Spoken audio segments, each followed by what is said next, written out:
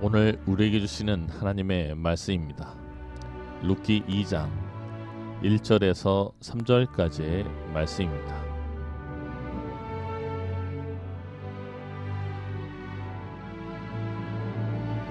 나오미의 남편 엘리멜렉의 친족으로 유력한 자가 있으니 그의 이름은 보아스더라.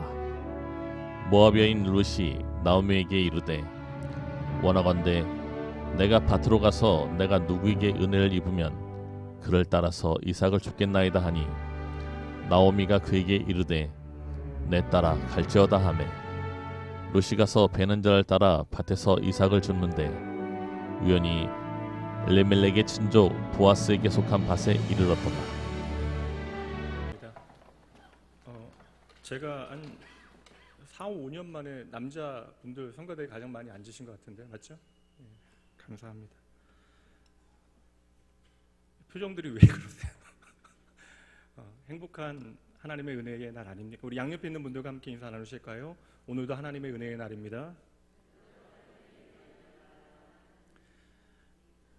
오늘은 날 향한 끝이 없는 하나님의 은혜 8번째 시간으로 이삭을 줍는 일도 은혜인가요? 라고 하는 제목으로 저와 여러분을 향하신 하나님의 마음이 무엇인지 함께 따라가 보도록 하겠습니다. 어느 며느리와 시어머니가 교회에 다니는 문제로 심각한 갈등이 있었습니다. 시어머니는 교회를 안 다니고 며느리는 교회에 열심히 있었던 분이에요. 어느 날 며느리가 방 안에 조용히 앉아서 찬송을 부르고 있는데 시어머니가 갑자기 문을 벌컥 열더니 부들부들 떨면서 화를 냅니다. 너는 참으로 겁이 없구나. 어떻게 대놓고 시어머니를 욕하는 노래를 하느냐. 그때 며느리가 불렀던 찬송이 찬송가 325장 예수가 함께 하시니 라는 찬양이에요. 예수가 함께 계시니 시험이 오나 겁없네. 야, 네가 시험이가 와도 겁이 없다니. 여러분 좀 유머의 반응이 인색하시네요. 뭐 이런 오래된 찬송가 제목 유머들이 많거든요. 이 시간 일부에는 좀 소개해 드렸는데 반응이 시원찮아서 이 시간은 소개 안 하고 넘어가겠습니다. 실없는 말장난 같지만 실제로 제 선배 목사님 한 분께서는 이 룻기 1장 말씀 설교하실 때 주보에 말씀 제목을 시험이 오나 겁없네라고 실제로 적어 놓으셨대요. 그 목사님께서 학교 다닐 때보다 좀 엉뚱하고 특별한 좀 기질의 분이셨기 때문에 그럴 수 있겠다라는 생각도 들지만 한편 또 룻기 1장 말씀을 생각해 보면 충분히 공감이 가는 제목이기도 합니다. 시어머니가 언제 와도 겁낼 필요가 없는 시어머니와 며느리의 이 세상에는 존재할 수 없을 것과 같은 기적과도 같은 사랑과 은혜의 이야기가 룻기에 담겨져 있습니다. 다시 말하면 하나님의 이야기가, 하나님의 은혜가 우리의 삶에 비추어질 때 그 은혜가 어떻게 우리의 삶을 통하여 나타나야 하는가에 대한 아름다운 증거들이 이 짧은 룻기의 말씀에 가득 채워져 있어요. 고작 4장의 85절의 짧은 책이지만 여기에는 우리가 감당 못할 하나님의 놀라운 은혜와 사랑의 이야기가 가득 채워져 있는 것이죠. 요새 날씨가 너무나 더워서 한여름 지내기가 힘들고 또 그 여름의 마지막 절정을 향하여 달려가고 있는 것처럼 여겨지는 이때에 여러분 잠시라도 좀 시간 내서 하나님의 말씀 함께 읽으시면 여러분 좀 귀한 은혜 경험하실 줄 믿습니다. 누구나 그 인생에는 어두운 밤의 사연과 때로는 독버섯과 같은 이야기들이 담겨지는 그런 때가 있어요. 한 성도님께서 운영하는 사업장이 너무나 안 돼서 가게 정리하시는데 또 엎친 데 덮친 격으로 건강진단을 받아보니 위암이라고 하는 진단을 받고 위암 수술을 받고 항암 치료를 받게 되셨어요. 얼마나 힘든 시간이겠습니까? 게다가 또 그 자녀가 셋이었는데 막내 아들이 또 가장 기대가 많았는데 재수까지 하게 되어졌습니다. 너무나 힘드신 때였던 것 같아요. 제게 기도를 부탁하시는 그 목소리가 너무나 힘이 없어서 참 안타까웠습니다. 그런데 상당히 좀 시간이 오래 지났음에도 불구하고 그분께서 하신 말씀 한 가지가 여전히 제게 남아 있습니다. 목사님, 어느 해보다도 하나님의 은혜에 대한 기대가 많았던 해인데 올해는 제 인생 최악의 해였습니다. 성도 여러분, 예수를 주로 믿고 시인하는 저와 여러분의 삶에 언제나 찬란한 은혜의 빛만 비추어지면 참으로 좋겠지만 막상 성도의 삶을 살아가다 보면 우리가 감당하기 어려운 시련의 어둠이 비춰지는 순간들이 있어요. 그리고 그 시련의 어두움이 막상 우리가 소망이 많았던 그 삶의 자리에 어둠으로 찾아오게 되어지면 그 시련은 더욱더 힘겹게 여겨집니다. 이건 비단 오늘 우리의 이야기뿐만 아니라 성경에 기록되어져 있는 등장하고 있는 많은 믿음의 사람들도 동일해요. 창세기에 한 행복한 소년이 등장합니다. 어린 시절 아버지의 편애를 받아 끝없이 사랑을 누리면서 왕자병에 걸렸던 요셉이라고 하는 소년, 그 부모의 사랑과 돌봄 가운데 인생의 가장 아름다운 어린 시절을 보냈죠. 더할 수 없이 행복하고 부러울 것 없는 완벽한 하루하루를 보냈습니다. 그런데 요셉이 그렇게 꿈 많던 시절 도리어 형제들에게 버림받아 채색옷까지 찢기고, 그 채색옷이라고 하는 것은 내가 다른 형제들보다 아버지의 사랑을 많이 받고 있다라고 하는 증거인데, 그 옷까지 찢겨지고 단 한 번도 생각하지 못했던 애굽에서의 노예 생활이 시작되어졌던 것이죠. 물론 저와 여러분은 이 성경의 스토리를 너무나 잘 알고 있습니다. 요셉이 아버지가 입혀주었던 그 색동옷이 찢겨지고 발가벗겨져서 노예의 옷을 입게 되어지고 심지어 죄수의 옷까지 입게 되어졌지만 결국 하나님께서 입혀주셨던 영광의 옷을 입게 되어지잖아요. 그러나 여러분, 성경이 기록되어진 이 개인적인 시련의 이야기가 오늘 우리의 삶의 이야기가 되어지면 그 오늘이라고 하는 것은 언제나 힘겨운 법입니다. 누가 노예의 옷을 입고 즐거워할 수 있고 누가 죄수의 옷을 입고 하나님을 향하여 온전히 찬양을 할 수 있겠어요? 여러분, 믿음의 사람에게도 언제나 시련과 어려움의 시간은 닥쳐옵니다. 그리고 그 시련과 어려움은 언제나 우리에게 힘겹기만 한 것이죠. 그러나 여러분, 당장 우리의 인생 가운데 어떠한 답이 없다라고 여겨지는 그 순간이요, 우리가 자랑하였던, 우리가 의지하였던 나의 색동옷이, 그 채색옷이 모두 찢겨지고 이 세상 가운데 사탄이 득세하고 하나님이 없는 것처럼 여겨지는 바로 그때에도 하나님께서는 저와 여러분을 위하여 입을 옷을 준비하고 계심을 믿으셔야 합니다. 이것이 바로 예수 그리스도의 십자가의 복음이에요. 그러니 여러분, 눈앞에 찢겨진 여러분의 채색옷과 내 인생을 동일시하셔서는 안 돼요. 꼭 기억하셔야 합니다. 사탄은 오늘도 우리의 삶의 다양한 형태의 시련을 통하여 우리의 삶에 많은 걸림돌을 만들어냅니다. 그러나 하나님께서는 그 모든 우리의 인생의 걸림돌들을 하나님의 은혜의 디딤돌로 만들어내시는 분임을 여러분 기억하셔야 돼요. 우리의 삶에 우리가 이해할 수 없는, 때때로 우리가 감당하기 어려운 어려움을 허락하시는 하나님의 마음이 무엇인지 말씀 찾아보도록 할게요. 야고보서 말씀 보도록 할까요? 야고보서 1장 12절 말씀입니다. 시련을 참는 자는 복이 있나니 이는 시련을 견디는 자가 주께서 자기를 사랑하는 자들에게 약속하신 생명의 면류관을 얻을 것이기 때문이라. 말씀 한 구절 더 볼까? 로마서 8장으로 한번 가보도록 합니다. 자녀이면 또한 상속자 곧 하나님의 상속자요 그리스도와 함께한 상속자니 우리가 그와 함께 영광을 받기 위하여 고난도 함께 받아야 할 것이니라. 생각하건대, 그 다음 말씀이요, 생각하건대 함께 있습니다. 현재의 고난은 장차 우리에게 나타날 영광과 비교할 수 없느니라. 아멘. 이 기록된 말씀에 우리가 이 말씀을 아멘으로 크게 화답할 수는 있지만 막상 여러분 생각해 보세요. 여러분의 삶의 자리에 구체적인 시련과 고난이 닥쳐오면 우리는 이 말씀을 나의 말씀으로 받아들이기 어렵게 되어지고 이 말씀을 쉽게 잊어버리게 되어집니다. 그러나 아침 안개 눈앞 가리듯 우리의 삶에 어떠한 답이 보이지 않고, 그래서 내가 이제는 끝장난 것처럼, 아무런 소망이 없는 것처럼, 내가 망한 것처럼 여겨질 그때에 여러분, 저와 여러분을 향한 하나님의 마음이 무엇인지 여러분 기억해내셔야 돼요. 그리고 하나님께서 반드시 우리의 삶의 마지막 결론과 같이 여겨졌던 그 모든 순간들을 지나가게 하시어 그 모든 것들이 하나님의 은혜의 과정이었음을 반드시 깨닫게 하실 것입니다. 성도 여러분, 예수 그리스도의 복음이 언제 우리에게 진짜 소망이 되어졌는가를 생각해 보시죠. 여러분, 예수 그리스도의 그 복음은요, 우리가 절망의 끝에 있을 때 우리의 생명이 되어진 것입니다. 그래서 내 삶의 배드뉴스들, 내가 감당하기 어려운 시련이 닥쳐올 그때마다 내 삶의 굿뉴스 되시는 예수 그리스도를 붙잡게 되어진 것이죠. 여러분, 예수님의 십자가 세상에 믿지 않은 사람들에게는요 절대적인 절망이에요. 죽음의 문제는 우리의 삶의 마지막 절망이 되어지지만 예수님의 죽음과 그 무덤은 마지막 결론이 아니잖아요. 예수님께서는 그 죽음 가운데 일어나시어 무덤 문을 열고 부활하셨습니다. 그러므로 우리에게 보여주시는 게 뭐예요? 예수님께서 이렇게 능력이 많으시다라고 하는 것을 증거하는 것으로 끝나는 것입니까? 아니에요. 예수님께서 죽음 가운데 부활하신 것은 예수의 자녀 되어진 저와 여러분이 더 이상 죽음이 우리의 마지막 결론이 아니라고 하는 사실을 증명해 내시는 것입니다. 이미 이 자리에 계신 여러분들은 다 알고 계십니다. 우리의 인생에 참으로 어두운 질곡의 시간들, 사망의 음침한 골짜기에 있을 그때에 우리는 도리어 내 자신을 내려놓고 우리의 생명 되신 예수 그리스도의 이름을 붙들게 되어주는 것이죠. 그러니 여러분, 내가 그렇게 의지하고 자랑하였던 색동옷이 찢겨지고 내가 도리어 노예와 죄수의 옷을 입게 되어질 그때에 이것이 우리의 마지막 최종 결론이 아니라는 사실을 기억해 내셔야 돼요. 이 모든 것은 오늘 참으로 힘들긴 하지만 하나님의 은혜의 과정이 되어질 것입니다. 그러니 여러분, 오늘 내가 어떠한 옷을 입건 간에 그것으로 실망하셔서는 안 돼요. 당장 하나님이 이 세상에 계시지 않는 것처럼 여겨져요.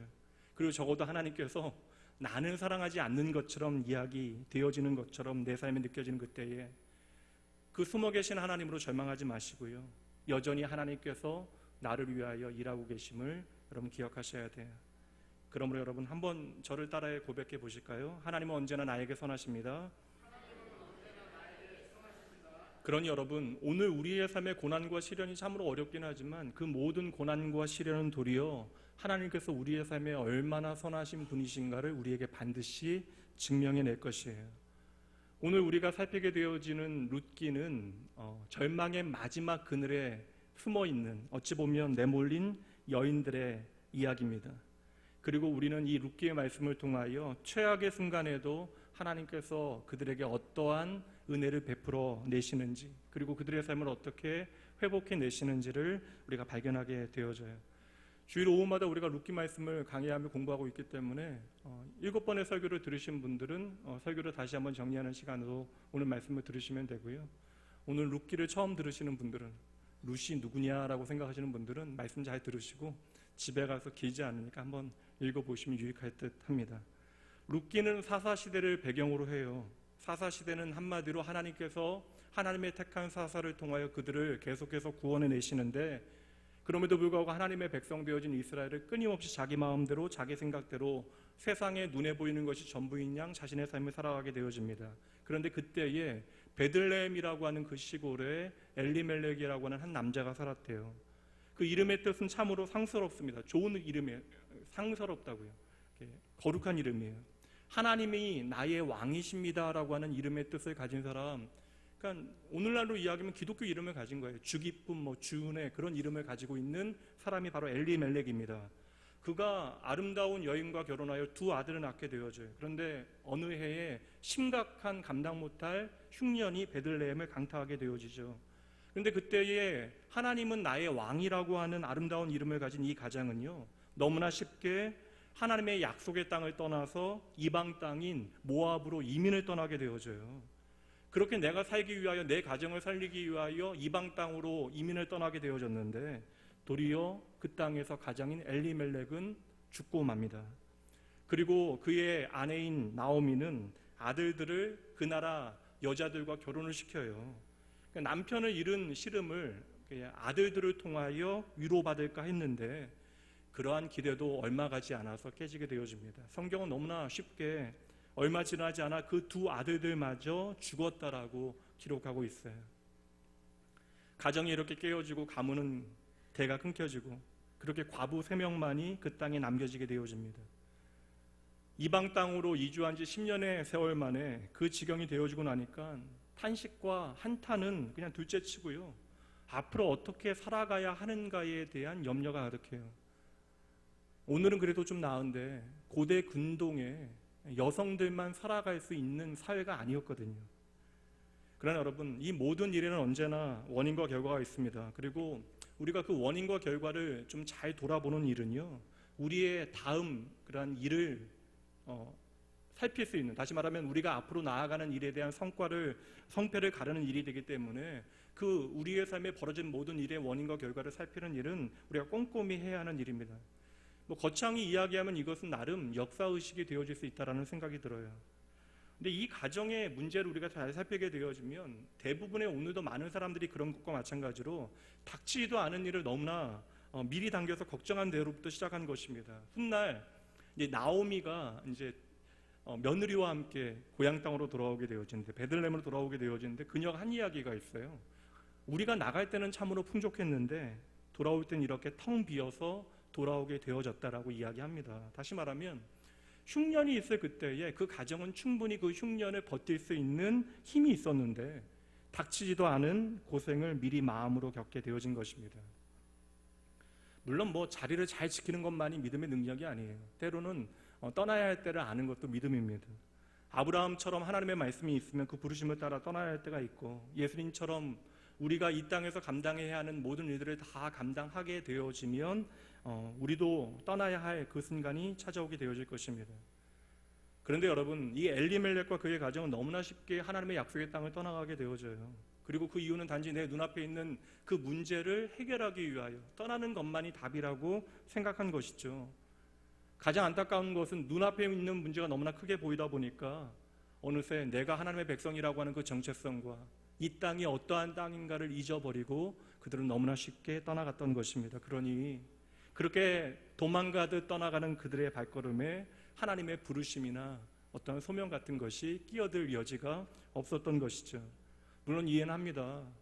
내 코가 석자고 먹고 사는 것이 중요한 문제이니 그럴 수 있다라고 생각할지라도 결국 여러분, 그 선택의 결과가 하나님을 너무나 멀리 떠나갔다라는 것이죠. 제가 신학대학원에 다닐 때에 같이 공부했던 그 동료 전사님 중에, 동료 친구 중에 하나가 신학 공부가 나에게 도무지 맞지 않다라고 이야기하고요, 떠나서 이렇게 의대에 다시 들어갔어요. 그래서 다행이잖아요. 공부를 좀 잘해서 의대에 입학해서 학교를 이제 신학교를 떠나갔습니다. 그리고 15년이 지나가서 얼마 전에 다시 신학대학원에 재입학해서 공부를 시작했어요. 병원이 안 돼서 그런 것이 아닙니다. 병원은 잘 됐어요. 그런데 자신의 삶을 돌아보니 그냥 먹고 사는 문제가 인생의 전부가 아니라는 것이죠. 그리고 뒤늦게 15년 전에 내가 신중하지 못했음에 대하여 후회하는 이야기를 듣게 되어졌습니다. 엘리멜렉도 급히 환경을 바꾸기보다 먼저 내 마음을 붙들고 내 마음을 바꾸는 것이 먼저였다라는 것이에요. 여러분 생각해 보세요. 흉년이라고 하는 것이 그 가정만의 문제입니까? 그리고 견뎌야 하는 그 괴로움의 문제가 그 가정에만 덮친 문제가 아니잖아요. 믿음의 사람은 어려움이 닥쳐올 그때에 나와 함께하는 믿음의 동료들과 함께 그 모든 어려움의 시간들을 격려하고 그렇게 응원하며 살아가다 보면 어느새 그 모든 고난과 시련의 시간들은 그렇게 지나가게 되어지는 것입니다. 성경 속에 등장하는 믿음의 사람들의 변화의 순간들을 한번 잘 보세요. 우리가 함께 살폈던 삭개오나 더불어 사마리아 여인을 생각해 보면 그들이 예수님을 만나서 그의 삶이 변하게 되어졌지만 예수님을 만난 다음에 그들의 환경이 변한 게 아니잖아요. 그들이 예수님을 만난 다음에 무엇이 변합니까? 그들의 마음이 변했던 것이에요. 당장 삭개오의 경우를 생각해 보면 그 환경은 훨씬 더 나빠진 것처럼 보여집니다. 경제적인 손해를 각오해야 되잖아요. 그러나 그의 마음이 예수님을 통하여 새롭게 되어지니 그 모든 것들이 전혀 문제가 되지 않았던 것입니다. 이렇게 인생이 텅 비게 되어지는 순간 그래도 나오미가 잘한 것이 한 개 있네요. 나오미가 잘한 것은 바로 내 모든 형편을 있는 그대로 받아들이고 소망이 없는 인생 가운데 내가 다시 살아가야 한다는 사실을 작정한 것입니다. 여러분 생각해 보세요. 그 삶을 생각해 보면 소망을 놓아야 하는 이유가 얼마나 많이 있습니까? 자신의 삶을 포기해야 되는 이유가 얼마나 많아요. 그럼에도 불구하고 내가 다시 살아야만 하는 이유가 있다라고 하는 사실을 그녀는 붙잡은 것이죠. 여러분 다시 말씀드립니다. 우리가 실패했더라도 오늘 살아있으면 끝난 게 아니에요. 생명의 주님은 오직 여호와 하나님이시기에 그 생명 하나하나는 여전히 하나님의 선하신 계획 아래 있는 것입니다. 하나님의 자녀 되어진 저와 여러분이 하나님의 나라에 부름받지 아니하고 오늘도 이 시간 이 자리에 존재하는 것은 여전히 우리가 이 땅 가운데 하늘의 뜻을 이 땅에 현실화하기 위하여, 다시 말하면 하나님의 백성답게 우리의 삶을 살아드릴 수 있는 은혜의 기회를 허락받은 것이죠. 그러니 내 모습이 오늘 어떠한 모습이라 할지라도, 조금 힘들다 할지라도 내가 이 땅에 존재한다면 거기엔 분명 하나님의 이유가 있다는 사실을 붙잡으셔야 돼요. 남편이 떠났어요. 그리고 두 아들이 떠났습니다. 그리고 그 자리에 첫째 며느리도 떠나가고 지금 두 여인만 남아 있습니다. 그럼에도 불구하고 그들에게 소망이 있어요. 왜 그러냐면 그들이 남아서 여전히 나의 삶의 소망이 누구이신가를 기억해냈기 때문에 그래요. 성도 여러분, 이것은 단지 먼 옛날에 특정한 여인들의 이야기가 아닙니다. 우리 모두의 이야기예요. 그러므로 여러분, 오늘 우리의 삶에 고난이 되어졌건 시련이 되어졌건 문제가 되어졌건 그것이 우리의 삶에 닥쳐왔다면 있는 그 자리에서 그 모든 것들을 맞닥뜨려야 하는 것입니다. 피하는 것이 결코 여러분 문제의 해결책이 되어줄 수 없는 것이에요. 먼저 우리의 마음을 바꾸어 내시는 새롭게 하시는 여호와 하나님 바라보시고 예수 그리스도 안에서 믿음으로 그 모든 문제를 해석하게 되어지면 그 모든 우리에게 닥쳐온 환경은 다르게 보이게 되어질 것입니다. 당연한 얘기긴 한데 우리가 색깔 있는 안경을 쓰면 그 안경으로 세상을 바라보게 되어지는, 안경의 색깔로 세상을 바라보게 되어지는 것과 마찬가지로 여러분, 우리의 마음이 바뀌게 되어지면 세상이 알 수 없는 감사와 기쁨의 색깔로 우리에게 다가오게 되어지는 것이죠. 사실 우리가 연약해서 믿음의 원리를 언제나 기억하고 살 수는 없어요. 그래서 넘어질 수도 있습니다. 실패할 수도 있습니다. 그리고 다 잃어버린 것처럼 여겨지는 순간들도 있어요. 그러나 여전히 말씀드린 대로 우리에게 생명이 붙어 있다면 아직 끝난 게 아니에요. 여러분, 다시 일어나셔야 됩니다. 아무도 자신을 돌아보지 않은 줄 알았지만 하나님만은 그 순간에도 불꽃 같은 눈동자로 나오미와 룻을 주시하고 계셨어요. 왜 그렇습니까, 여러분? 그녀들을 통하여 다윗이 나오고 예수 그리스도께서 이 땅에 오셔야만 하셨기 때문이죠. 그러니 이 여인들의 이야기는 오늘 우리와 너무나 밀접한 관계가 있는 이야기예요. 여러분, 우리가 어떻게 하나님의 크신 계획을 다할 수 있겠습니까? 우리가 그저 아는 것은 하나님께서 우리를 향한 계획이 있으시다라는 것이에요. 그리고 우리가 그 크신 하나님을 기억할 수 있다면 바로 그 자리로부터 우리는 다시 시작해야 하는 것입니다. 우리의 자원과 능력이 제한이 있잖아요. 그리고 우리의 자원과 능력이 남들보다 뛰어나더라도 때로는 어떠한 환경이 그 모든 어려움을 뛰어넘지 못하게 만드는 현실들이 우리의 삶에 닥쳐올 수 있습니다. 그러니 그때는 아무리 노력해도 도무지 길이 열리지 않아요. 근데 여러분, 그렇게 어떠한 돌파구가 나의 능력으로 열리지 않는다라고 여기실 그때에는 다른 방법 없잖아요. 잘 버텨내야 하는 것이죠. 그러므로 여러분, 때로는 잘 버텨내는 것도, 그냥 자리를 잘 지켜내는 것도 믿음의 능력임을 기억하셔야 돼요.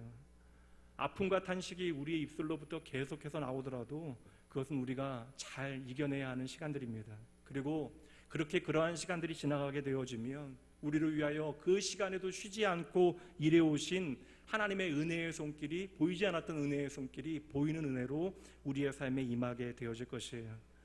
모든 것을 잃어버리고 홀로 되어졌던 나오미에게도 그런 날이 찾아옵니다.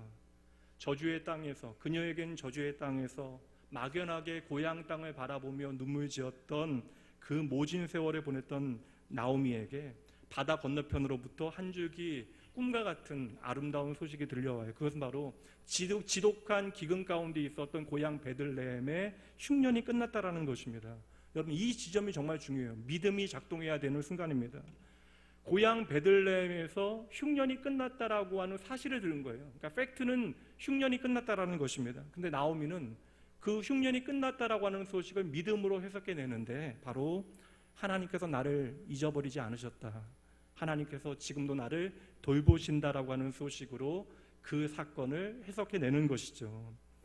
여러분, 당장 내 인생에 답이 없다 할지라도 우리가 돌아가야 하는 일은 절대 미루어서는 안 되는 것입니다. 여러분, 지금이 기회예요. 우리가 하나님의 약속의 땅으로, 하나님의 그 은혜의 자리로 돌아갈 수 있다면 빌어먹더라도 오늘 돌아가야 하는 것입니다. 10여 년 전에 제가 영국에서 몇 개월 동안의 그런 선교 행사를 참여할 그때에 영국에서, 북한에서 나와 있는 유학생들 3명을 만나볼 기회가 있었습니다. 그 한국교회에 제가 아는 그 단체의 학생, 음악을 전공했던 학생과 같이 협연을 하는 그러한 아이들이었는데 공연도 좋았고요. 그러니까 그때까지 제가 이제 북한 사람을 처음 봤기 때문에 그때까지 막연히 가지고 있었던 두려움이 있었는데 막상 만나고 나니까 똑같은 젊음들이에요. 생각보다는 그냥 유연해 보였고요. 좀 긴장해 보였지만 그냥 북한 사람들도 우리와 별반 다르지 않다라는 생각을 했습니다. 우리 다른 얘기 못했고 교회에서 좀 한번 만나보면 좋겠다라는 이야기하고 여러 가지 좀 분위기 때문에 다시 만날 날을 기약했는데요. 근데 그날 이후로 영국에 있었던 모든 북한 학생들이 다 일제히 사라졌어요. 다시 말하면 여러 가지 환경 때문에 이제 다음에 만나면 복음을 전하겠다라고 저희 팀은 이제 마음을 먹었는데 도리어 복음을 전할 기회를 영영 잃어버리게 되어진 것이죠. 그러니까 그날이 그들에게 그래도 적어도 한 번은 복음을 전할 수 있는 유일한 기회였던 것입니다. 이처럼 많은 경우 우리 인생의 기회라고 하는 것은요, 여러 번 찾아오는 것이 아니에요. 오늘 나오미의 귀향도 마찬가지입니다. 말씀드린 대로 나오미가 돌아가지 않을 만한 이유는 너무나 많아요. 돌아가지 않는 것이 그래도 나을 것처럼 여겨질 수 있습니다. 그러나 나오미는요, 다른 생각하지 않아요. 다른 여러 가지 이유 고려하지 않습니다. 단지 내가 하나님의 은혜 가운데 돌아가야 살 수 있다라고 하는 사실 한 가지만을 생각하고 돌아가기로 결정했던 것이죠. 벌어지는 모든 일이 하나님의 은혜임을 깨닫고요, 하나님의 돌보심을 믿음으로 자신의 삶을 해석하였기에 가능한 일입니다. 여러분, 놀라운 일은 무엇이냐면 그때로부터 텅 비어버린 그녀의 인생 가운데 잃어버렸던 한 이름을 다시 부르게 되어져요. 내가 풍족하게 되어졌던 것, 내가 이렇게 오늘과 같이 텅 비게 되어진 것, 그리고 참으로 비참한 모습으로 이 자리에 남아있는 것 모두가 하나님의 돌보심이라고 하는 사실을 그녀가 고백합니다. 그리고 그렇게 믿음을 다잡고 마음을 다잡은 나오미에게 이제 더 이상 거리낄 것은 하나도 없어요. 여러분, 누구나 마찬가지예요. 믿음이 있어도 때로는 넘어질 수 있고 때로는 잘못된 길을 갈 수도 있는 것입니다. 그리고 그 대가로 우리의 삶에 찾아온 것이 참으로 모진 일이 되어질 수도 있고, 그렇게 얼룩진 우리의 과거로 인하여 하나님 앞에 나아가기를 우리가 주저할 수도 있어요. 그러나 아닙니다. 그때 여러분, 사탄의 거짓말에 속지 않으셔야 돼요. 아무리 우리의 삶에 얼룩진 죄의 흔적이 많더라도 우리는 언제나 하나님 앞에 돌아와야 합니다. 다 잃었어도, 여러분, 아무리 멀리 갔어도, 너무 늦었어도 우리는 하나님께 돌아와야 돼요. 그때 나오미가 불렀던 전능하신 하나님은 오늘도 저와 여러분의 전능하신 하나님 되십니다. 그러니 오늘도 우리가 우리의 삶의 자리에서 일어나 하나님께로 돌아가기만 하면 반드시 하나님은 우리의 삶을 회복하실 것입니다. 여러분, 잊지 마셔야 돼요. 하나님께 돌아가는 것은 언제나 결코 늦는 법이 없습니다. 여러분, 한번 우리의 인생을 생각해 보시죠. 내가 의지할 수 있는 무언가가 하나 있을 때 우리의 삶을 돌이키는 것이 그렇게 쉬운 일이던가요? 아니잖아요. 여전히 내 삶에 내가 의지하는 것 한 가지 붙들고 있으면 우리는 우리의 삶의 방향을 하나님께로 온전히 돌릴 수 없는 존재가 우리입니다. 집 나간 탕자가 아버지 집에 어떻게 돌아오게 되어져요? 언제 돌아가야겠다고 생각하게 됩니까? 돼지우리에 들어가서 돼지가 먹는 쥐염 열매조차도, 돼지의 사료조차도 내게 줄 사람이 없다라는 사실을 깨닫게 되어지는 순간 내가 아버지께로 돌아가야 한다는 사실을 깨닫게 되어졌던 것이죠. 그러니 여러분, 우리가 적당히 잘 이해하셔야 돼요. 우리가 적당히 망하는 것은 도리어 하나님의 은혜가 아니라 우리의 삶의 재앙일 수도 있어요. 적당히 망한 사람은 다시 하나님께로 돌아가 내 삶을 시작하려고 하지 않을 수도 있기 때문에 그러합니다. 그러므로 여러분, 우리가 절망의 끝에서 모든 것을 잃어버린다면 그 순간이 바로 우리의 삶을 전적으로 하나님 앞에 맡겨드릴 수 있는 은혜의 기회가 되어짐을 여러분 기억해내셔야 돼요. 그러니 때때로 우리의 삶에 남은 것이 하나도 없는 것처럼 여겨지는 순간들이 있잖아요. 목회자인 저에게도 그러한 고백을 하시는 분이 계십니다. 아까 전에 사업 망하고 암으로 투병하고 기대했던 막내 아들까지 재수하게 되어졌을 때 내가 하나님을 향하여 참으로 많은 기대와 소망을 가졌는데 올해가 최고의 안 좋은 해라고, 최악의 해라고 이야기했던 그분, 그러나 여러분, 그 시간이 도리어 우리를 향한 하나님의 은혜의 시간임을, 또한 그 모든 것들이 하나님의 은혜의 표현임을 우리는 기억해내야 하는 것이죠. 저도 저와 여러분이 믿는 하나님이 어떠한 분이세요? 자신의 생명까지 내어 던짐으로 저와 여러분을 사랑하신 그분께서 저와 여러분 망하게 하시는 것, 저와 여러분 힘들게 하시는 것, 저와 여러분 죽게 하시는 것이 하나님의 목적이겠습니까? 그러니 여러분, 물론 여러분, 우리가 아무것도 잃어버리지 아니하고 전적으로 하나님 의지할 수 있다면 그것은 정말 귀한 일이죠. 근데 여러분, 그것이 쉬운 일이 아니잖아요. 혹 오늘 이 시간 내가 이 자리에 나와 있지만 내가 의지할 수 있는 것이 무엇인가 내 손에 들려 있어서 하나님 앞에 나아가는데 그것이 장애물이 되어진다면 그것이 무엇인지를 하나님 앞에 점검해 보셔야 될 것 같아요. 도리어 내가 그것을 붙잡고 있기에 하나님께서 내 삶에 더 좋은 것으로 무엇인가를 채워내시는데 도리어 내가 의지하는 그것이 장애물이 되어질 수도 있는 것입니다. 이제 하나님의 약속의 땅으로 돌아오기로 마음먹어요. 나오미의 귀향길에 뭐가 있겠습니까? 성경이 그녀가 어떠한 짐을 가지고 움직였는가에 대해서 이야기하자면 뻔하잖아요. 여인 2명이 그 먼 길을 돌아와야 되니 아마 낡은 보자기 하나 들고 오지 않았을까. 그러나 여러분, 그 낡은 보자기에는 이제 하나님께 허락하시는 희망이 담겨져 있습니다. 그리고 그 빈털터리 2손에 전능자 하나님에 대한 믿음이 단단히 쥐어져 있었던 것이죠. 그러니 여러분, 오늘 내가 하나님을 예배하고 있는데 우리의 삶에도 동일하게 그러한 믿음과 소망이 있는지를 여러분 돌아보셔야 합니다. 이렇게 모든 것을 포기하고 나홀로 고향으로 나오미는 돌아오게 되어질 줄은 생각했는데 뜻밖의 선물이 있었잖아요. 혼자 갈 줄 알았는데 여러분, 루시라고 하는 이방인 며느리가 그 길을 따라 나서게 되어집니다. 3번이나 거절해요. 나름 그 며느리를 귀하게 여긴 것입니다. 나오미는 그때는요, 이 루시 자신의 삶에 얼마나 놀라운 하나님의 큰 축복인가를 알지 못했을 것입니다. 그리고 그것이 얼마나 위대한 하나님의 역사의 시작인지도 몰랐을 것이에요. 그러나 오늘 이 시간에 나눌 수 없지만 룻의 더할 수 없이 부정할 수 없는 아름다운 고백을 통하여 이제는 이방 며느리 룻과 자신의 고향 하나님의 약속의 땅으로 돌아오게 되어져요. 그 1장 마지막에서는 그림을 그려줍니다. 우리도 그릴 수 있는 그림이에요. 모든 것을 잃어버리고 이제 하나님께로 돌아가는 것 말고는 다른 답이 없는 그녀들에게 이제 황금빛으로 빛나는 보리밭을 배경으로 하나님의 은혜가 빛으로 비치기 시작하는 것이죠. 여러분, 오늘도 하나님께서는 당신에게 돌아오는 자들에게 은혜를 베푸시는 분이에요. 그리고 하나님의 은혜는 세상이 보기에는 우연과 같이 우리의 삶에 다가오지만 그 모든 것이 하나님의 섭리가 되어집니다. 나오미에게 베들레헴은요, 하나님의 약속을 상징해요. 다시 말한 대로 하나님께서 나를 포기하지 아니하심을, 나를 여전히 사랑하심을 증거하고 있는 것입니다.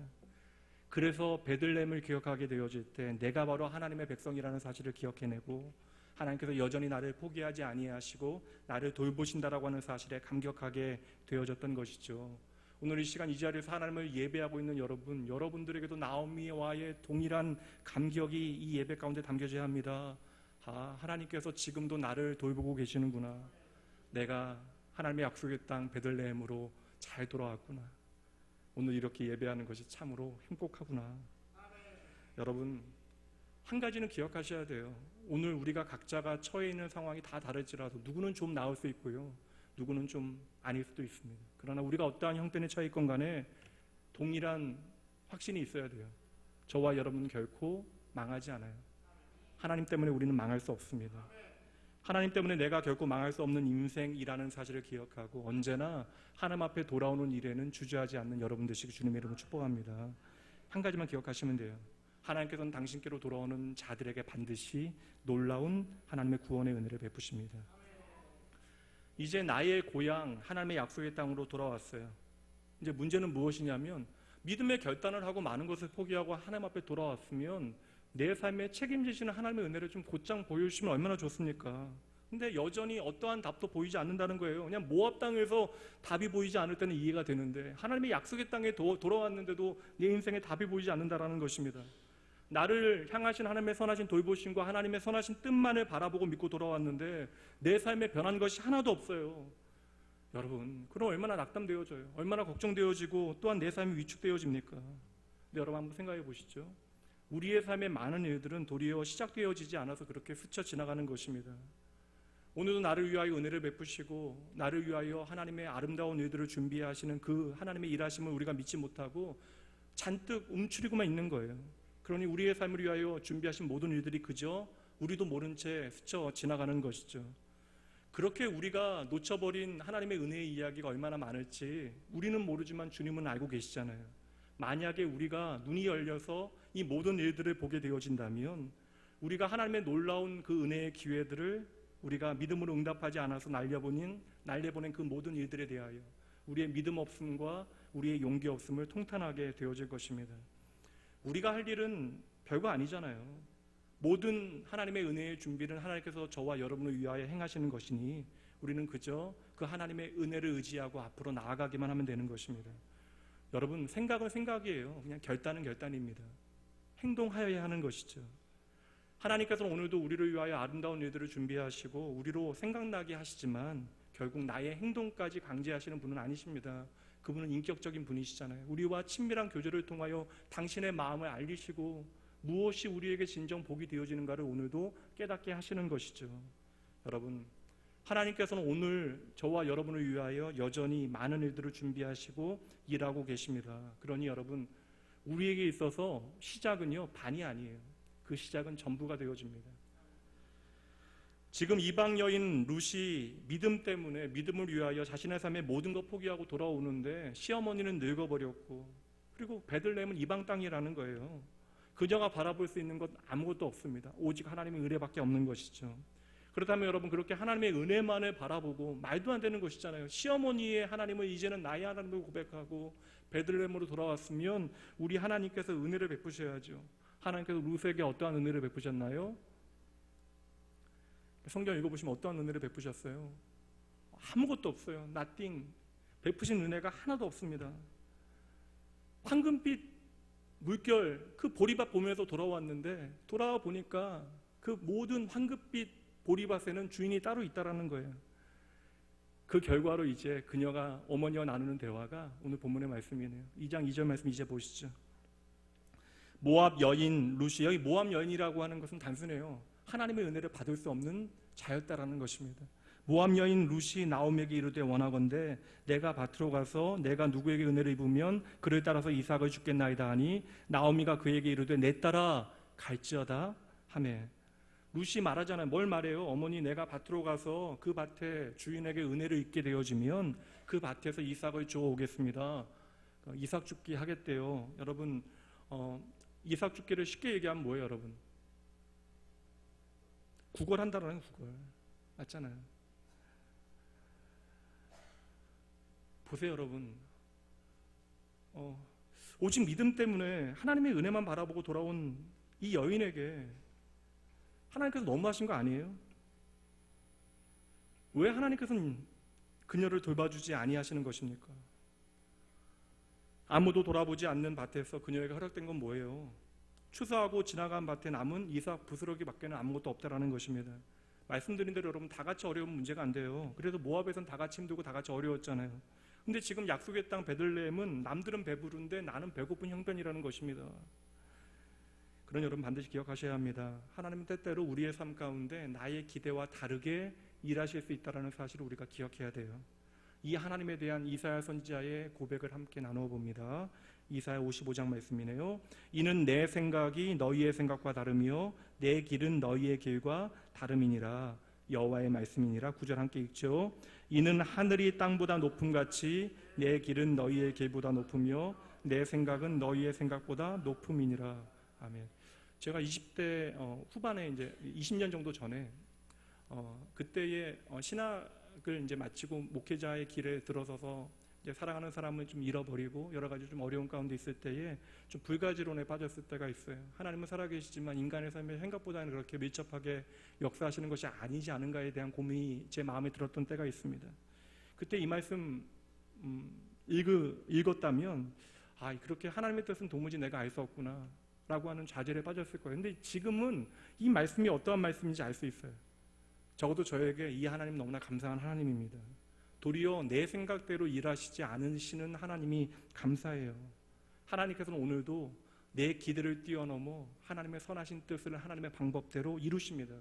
그리고 그것이 우리의 삶에 하나님의 최고와 최선의 길이 되어짐을 우리는 날마다 하나님을 통하여 배워가는 것이죠. 그래서 여러분, 2장 말씀은요, 룻기의 가장 어두운 순간이에요. 가장 비참한 현실. 왜냐하면 하나님께로 돌아왔는데 그녀의 삶에 어떠한 변화가 없거든요. 더 어려운 형편에 처하게 되어지거든요. 그런 룻의 현실을 보여주는 것이 바로 이삭을 줍다. 거렁뱅이와 같이 빌어먹어야 하는 형편이요. 그러니까 그 당시에 여인들이 할 수 있는 일이라는 게 아무것도 없었다라는 거예요. 이삭을 줍다라는 것이 그녀의 현실이라면 2장에 가장 많이 나오는 표현이 뭔지 아세요? 은혜를 입다라고 하는 표현입니다. 2점에서는 다시 한번 보세요. 모압 여인 룻이 나오미에게 이르되 원하건대 내가 밭으로 가서 내가 누구에게 은혜를 입으면 그를 따라서 이삭을 주겠나이다 하니 나오미가 그에게 이르되 내 따라 가라. 여러분, 은혜를 입다라고 하는 표현은 여기서만 그치지 않고요, 2장과 3장 말씀에 계속해서 반복돼요. 2장에서도 10절과 13절 말씀에 반복되어집니다. 그만큼 룻에게 하나님의 은혜 밖에는 다른 답이 없다라는 거예요. 그만큼 절박한 것입니다. 근데 여러분 한번 생각해 보시죠. 다시 제가 질문 드리지만 실천적으로 한번, 실존적으로 여러분에게 한번 적용해 보세요. 그냥 하루 벌어 하루 먹는 것도 어려운 형편이에요. 그렇게 이삭을 주워 먹는 일에 여러분 어떠한 하나님의 은혜가 필요해요. 그러니까 이삭을 줍는 일이 어떻게 하나님의 은혜가 되어질 수 있냐고요. 그리고 여러분 절대적인 가난 가운데 있는 사람들에게 이삭을 버려주는 것은 당연한 일이에요. 그러니까 추수 때에 가난한 자들을 위하여 이삭을 남겨놓으라고 하는 것은 하나님의 명령입니다. 내가 싫어도 반드시 따라야 하는 거예요. 그리고 과부되어진 룻은 그것을 주울 수 있는 권한이 있다고요. 근데 문제는 그 젊은 과부가 들에서 이삭을 줍는 일은 결코 안전한 일이 아니에요. 낯선 남자들을 따라가야 돼요. 낯선 남자들이 일하고 지나간 밭을 다니면서 이삭을 줍는 것은 그것으로도 부끄러운 일이 되어질 수 있지만 때로는 그 자체로 위험한 일이 되어질 수도 있다는 것입니다. 그리고 우리가 생각한 것보다는 결혼하는 나이가 어렸기 때문에 지금 룻은 소녀의 나이예요. 이러한 현실 가운데 룻은요, 이삭을 줍는 그 일에 대하여 뭐라고 고백해요? 현실은 이삭 줍는 일인데 그녀는 뭐라고 고백합니까? 이것이 하나님의 은혜를 입었다라고 고백한다라는 것이죠. 여러분 잘 보셔야 돼요. 우리에게 믿음이 무엇인지를 보여주고 있잖아요. 남이 남겨둔 찌꺼기, 그 누구도 은혜라고 받아들일 수 없는 일들, 부스러기와 같은 것들을 모으면서도 그것을 은혜로 고백하고 그것을 하나님의 은혜로 경험하는 믿음의 사람들이 있다라는 것이죠. 반대로 왜 우리는 이렇게 풍성한 많은 것들을 누리면서도 하나님의 은혜를 고백하지 못합니까? 하나님의 은혜를 향한 절박함이 없는 것이죠. 그러니 하나님의 은혜가 우리의 삶을 관통하고 지나가도 우리는 그 은혜를 보지 못하는 것이에요. 마태복음 15장 말씀에 보면 가나안 여인이 나옵니다. 그 여인이 품에 아픈 자식을 안고 딸을 안고 예수님께 나와요. 유일한 소원은 아픈 딸이 나음받는 것이에요. 그녀가 예수님 앞에 나와서 이 딸을 낳게 해달라고 이야기합니다. 그런데 예수님께서 이해하지 못할 말씀을 하시잖아요. 밤낮 없이 하나님의 나라의 복음을 전하시고 예수님께 찾아오는 자들의 모든 병을 고치시되 찾아오지 못하는 자들까지도 찾아가셔서 은혜를 베푸신 그분께서 그 여인을 향하여 뭐라고 이야기합니까? 자녀들에게 나누어질 떡을 개들에게 던져줄 수는 없다. 이 말은 뭐예요? 너는 하나님의 은혜를 받을 만한 자격이 없는 개다. 이때 이 여인이 무엇이라고 이야기하죠? 주님 그렇습니다. 주님의 말씀이 참으로 옳습니다. 그러나 개들도 주인의 상에서 떨어지는 부스러기를 먹습니다. 그 부스러기라도 나에게 주시옵소서. 여러분 우리의 삶에 하찮게 여겨지는 그것도 하나님의 은혜예요. 하나님의 부스러기와 같이 여겨지는 은혜도 하나님의 놀라운 그러한 능력의 수단이 되어질 수 있는 것입니다. 그러니 우리의 삶에 이 작은 부스러기와 같은 것도 하나님의 은혜임을 우리가 기억하고 고백하게 되어지면 그 부스러기와 같은 것이 반드시 우리가 감당 못할 하나님의 크신 능력의 재료가 되어짐을 믿으시기 바랍니다. 여러분 이 시대가 어떠한 시대인지 알면 이 장면은 참으로 감동스러운 장면이에요. 말씀드린 대로 사사들이 치리하던 시대, 이 룻기의 1장 1절 말씀은요, 당신은 사사의 시대라고 이야기하고 있습니다. 다시 말하면 정작 은혜를 누려야 하는 이스라엘 백성들, 하나님의 무한한 사랑을 경험한 그들은 하나님의 은혜와 사랑을 고백해내지 못하고 도리어 세상의 다른 것들, 바알과 아세라에 자신들의 시선을 빼앗깁니다. 근데 여기 보세요. 하나님의 백성이라 일컬음을 받을 수 없는 자, 하나님의 은혜의 그 변두리에 밖에 있었던 사람, 도리어 하나님의 백성의 총회에 들어올 수 없었던 한 모압 여인이 하나님의 은혜를 풍성하게 고백해내고 있잖아요. 지금 그녀의 시선은 누구를 향하고 있어요? 살아계신 하나님만을 향하고 있고 또한 하나님의 시선이 나를 향하고 있는 것을 깨달았기에 그녀는 그 부스러기와 같은 내 삶의 형편도 오직 하나님의 은혜임을 고백해내고 있는 것입니다. 여러분 그러니 잊지 마셔야 돼요. 세상의 평가에 매이실 필요 없습니다. 오늘 우리가 때때로 원치 않는 이삭을 주어야 하는 형편 가운데 우리의 삶이 놓여 있다면 도리어 하나님께서는 이 모든 것들을 통하여 우리의 시선을 하나님의 은혜 가운데 옮겨 놓으실 것입니다. 남의 밭에서 떨어진 부스러기를 주어야 하는 곳, 인생의 그 밑바닥에서 여러분 우리가 실패하고 아파하는 것이 하나님의 목적이 아니라는 것이에요. 당장 우리가 부스러기를 주어야 하는 것이 내가 처한 상황일 수 있고 내가 처한 환경일 수 있습니다. 아니요. 내가 좀 잘 나가신다고요? 아니 내 마음이 그러한 상태일 수 있는 거예요. 그러나 여러분 하나님께서 그 모든 순간 가운데 세상의 그 누구도 내 마음을 이해하지 못하는 그 순간에도 하나님께서는 여러분의 마음 아시고요. 여러분을 단 한 순간도 잊은 적이 없다라고 말씀하십니다. 그러니 하나님께서는 세상에 누가 나를 향하여 밑바닥에 있다 이야기할지라도 그 모든 시간을 통하여 도리어 하나님의 놀라운 축복의 통로를 열어 놓으시는 것이죠. 이제 마지막으로 함께 가보도록 하죠. 하나님의 놀라운 그 은혜가 어떻게 이 작은 여인에게 비추게 되어지는가를 함께 보도록 합니다. 2절 말씀에서 밭으로 가서 이삭을 죽겠다라고 말하는 룻이요, 3절 말씀에 말한 그대로 밭에 가서 이삭을 죽게 되어져요. 얼마나 힘들겠습니까? 근데 이 장면의 성경 기자는요, 하나님께서는 아주 특별한 단어를 통하여 우리에게 이 사건을 설명하세요. 3절 말씀입니다. 룻이 가서 베는 자를 따라 밭에서 이삭을 줍는데, 중요한 단어가 바로 이 단어예요. 우연히 엘리멜렉 친족 보아스에게 속한 밭에 이르렀더라. 이미 2장 1절 말씀에서, 여러분 아직 성경을 안 보셨으니까 2장 1절 말씀에 보아스라고 하는 남자가 등장하는데요. 이 보아스라고 하는 남자는 나오미와 룻을 축복하기 위하여 하나님께서 예비하신 사람이에요. 다시 말하면 축복의 통로로 그를 준비해 놓으신 것입니다. 근데 여러분 보세요. 내가 이삭을 줍는 것조차도 하나님의 은혜라고 하는 사실을 고백하고 이제 나가서 이삭을 줍기 시작하는데, 하필 가보니까, 따라가다 보니까 어떤 밭에 들어가게 되어진 거예요. 근데 그 밭이 누구의 밭이에요? 보아스의 밭이라는 것이죠. 근데 그 밭에 어떻게, 의도가 없어요. 그 밭이 보아스의 밭인지도 모르고 보아스가 누구인지도 모르는데 우연히 그 밭 안으로 들어가게 되어진 것입니다. 틀린 얘기는 아니잖아요. 정확하게 우연히 가게 되어진 거예요. 그냥 의도도 없이 추수하는 일꾼들을 따라가다 보니까 그 넓고 넓은 밭 가운데 보아스의 밭까지 들어가게 되어진 것이죠. 확실히 우연이에요. 그러나 여러분, 말을 바꿔볼 필요가 있는 것 같아요. 우리의 시선에서는 우연인데 여러분, 그 뒤에는 하나님의 일하심이 있었다라는 것이죠. 저와 여러분이 하나님은 나의 아버지로 고백하게 되어진 것, 여러분 이성적인 작용을 통해서 가능한 일입니까? 그러니까 우리가 하나님이 어떠한 분이신가에 대해서 계속 중생한 이성을 통하여 생각하게 되어진 것은 우리가 예수를 믿고 난 다음이에요. 그러니까 여러분, 어떻게 우리가 예수를 처음 믿게 되어졌는가 한번 생각해 보세요. 예수님의 십자가 그냥 휴머니즘의 현장이 아니라 나를 위한 하나님의 구원의 방법이었다는 사실을 우리가 어떻게 알게 되어졌어요? 이 모든 일들이 우연처럼 보여지잖아요. 우연히 태어나고 보니까 그냥 믿음 좋은 믿음의 가정에서 태어났다고요. 그냥 우연히 내가 살다 보니까 교회 근처에서 산 거예요.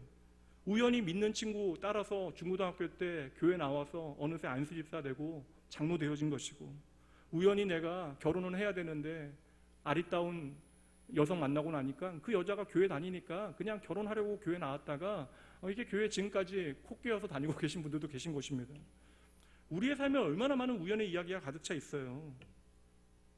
그러나 여러분, 이 우연 뒤에는 하나님의 섭리와 하나님의 은혜가 있었다는 사실을 우리가 이제는 믿음으로 바라봐야 하는 것이죠. 그리고 이 사건을 우리에게 정확하게 설명해 주시기 위하여 하나님께서 이어지는 4절 말씀에서 놀라운 단어를 말씀해 주십니다. 4절의 첫 단어 보세요. 이 우연과 짝이 되어지는 중요한 단어예요. 마침 보아스가 베들레헴에서부터 와서 베는 자들에게 이르되 여호와께서 너희와 함께 하시기를 원하노라 하니 그들이 대답하되 여호와께서 당신에게 복 주시기를 원하나이다 하니라. 이 말씀도 살필 만한 내용들이 너무 많지만 다 넘어가도록 할게요. 중요한 단어는 마침이라고 하는 단어입니다.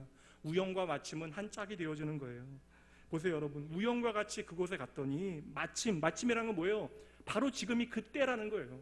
정확하게 그때가 이제 이르렀다라는 것입니다.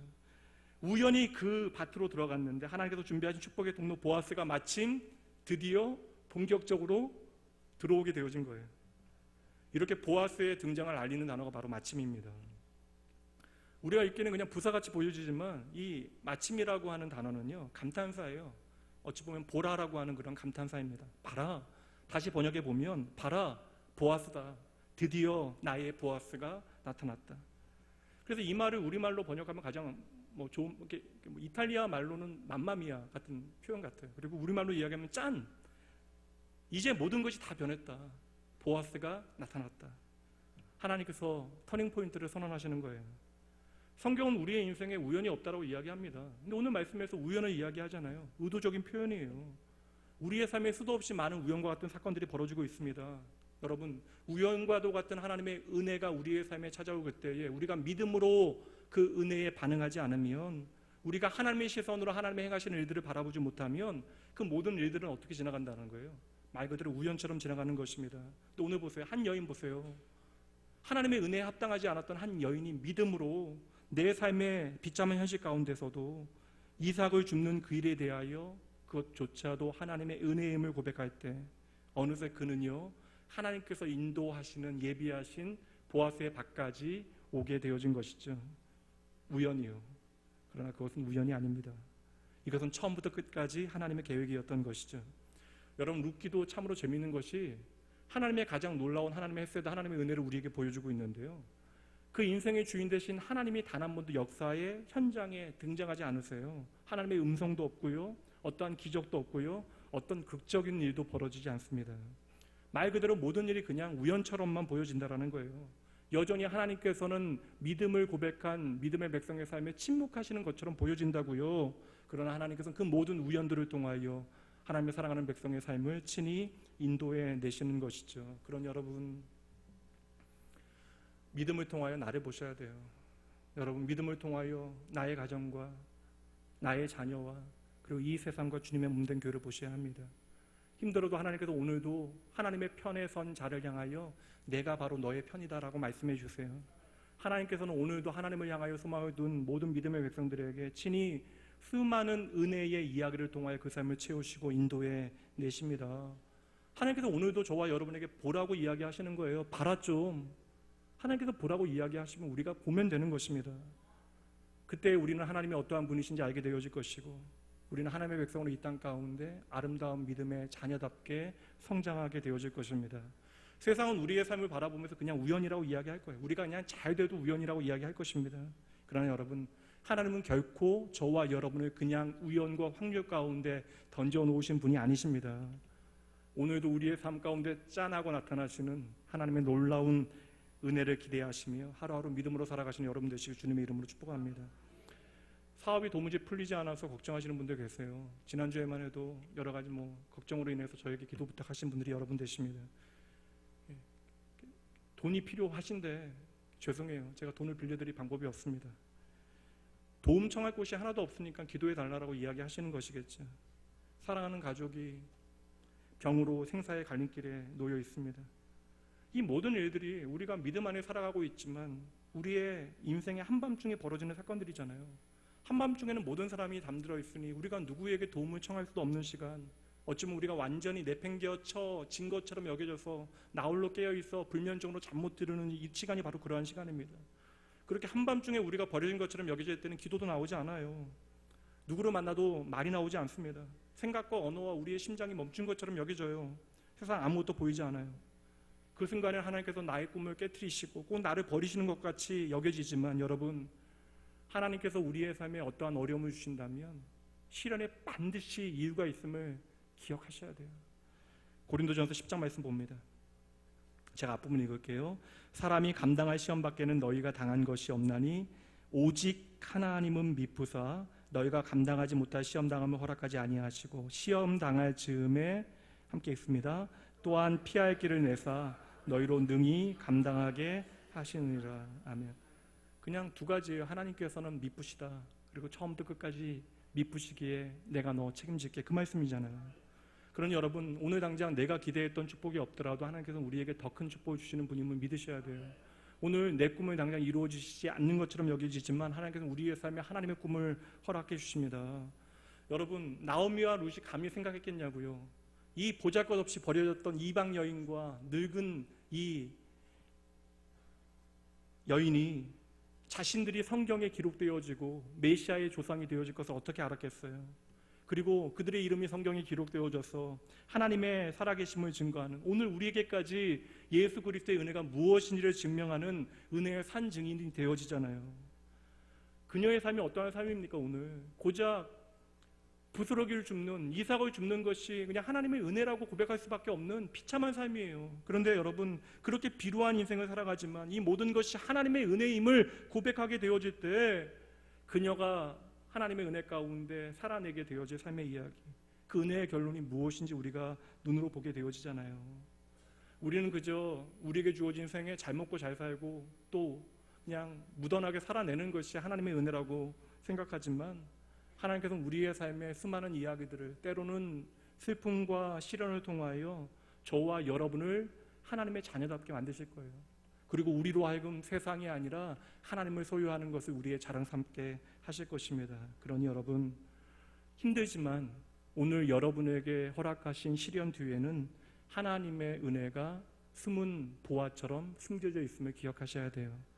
말씀을 마칩니다. 예쁘게 십자수를 놓고 있으면 그 뒷면은 실이 엉망이잖아요. 무엇인지 알 수 없습니다. 엉켜 있어요. 때로는 우리의 인생이 그렇게 엉켜 있는 것처럼 여겨지는 순간들이 있다고요. 근데 그 십자수가 바로 우리의 인생이고 그 십자수를 놓으시는 분이 우리 하나님이라고 생각해 보시죠. 하나님께서는 우리의 인생의 모든 십자수를 다 놓으신 후에 우리에게 그 십자수를 뒤집어서 보여주실 거예요. 그리고 그 아름다운 그림을 통하여 이것이 바로 내가 생각했던 너를 향한 나의 그림이다라고 말씀해 주실 것입니다. 오늘 우리의 인생길이 뒤죽박죽 엉망인 것처럼 보여져요. 그러다 보니까 감사가 힘들어요. 어떠한 아름다운 감탄이 우리 입술로부터 터져나오지 않습니다. 그러나 여러분, 이 순간에도 하나님께서는 하나님의 선하신 뜻을 차근차근 성실히 이루어가고 계십니다. 우리가 다른 이유 때문에 망하지 않은 거 아니에요, 여러분. 하나님의 그 보이지 않는 은혜의 손길 때문에 망할 것 같았던 우리의 인생이 망하지 아니하고 오늘도 이렇게 하나님을 예배하고 있는 것입니다. 그러니 여러분, 우리가 기억하고 믿어야 할 것은 오직 하나예요. 우리가 꼭 빈손처럼 여겨지는 그때가 바로 하나님의 놀라운 은혜를 경험할 수 있는 가장 좋은 때입니다. 이번 한 주도 여러분 그 하나님의 놀라운 은혜 바라보시며 믿음으로 하나님 앞에 나아가시는 여러분 되시게 주님의 이름으로 응원합니다.